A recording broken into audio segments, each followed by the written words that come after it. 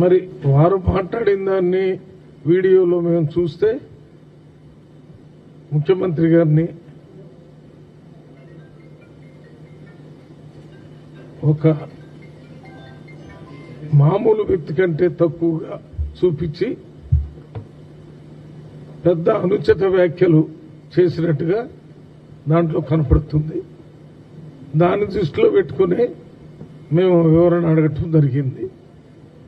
మరి వారు ఇచ్చినటువంటి వివరణని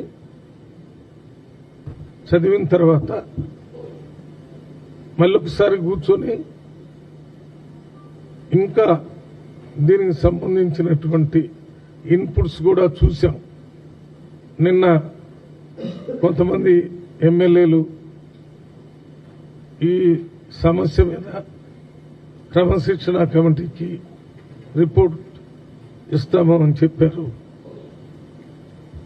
ఈరోజు కూడా ఎమ్మెల్యేలు కొంతమంది మాట్లాడి క్రమశిక్షణ కమిటీకి మేము కంప్లైంట్ ఇస్తామని చెప్పారు. అందువల్ల ఈ ఇష్యూని మేము ఈరోజే ఒక తుది నిర్ణయం తీసుకోకుండా అందరిచ్చినటువంటి కంప్లైంట్స్ ని మళ్ళీ సమగ్రంగా మళ్ళీ ఒకసారి డిసిప్లినరీ కమిటీ మీటింగ్ పెట్టి దాని మీద నిర్ణయం తీసుకోవాలనుకుంటున్నాం.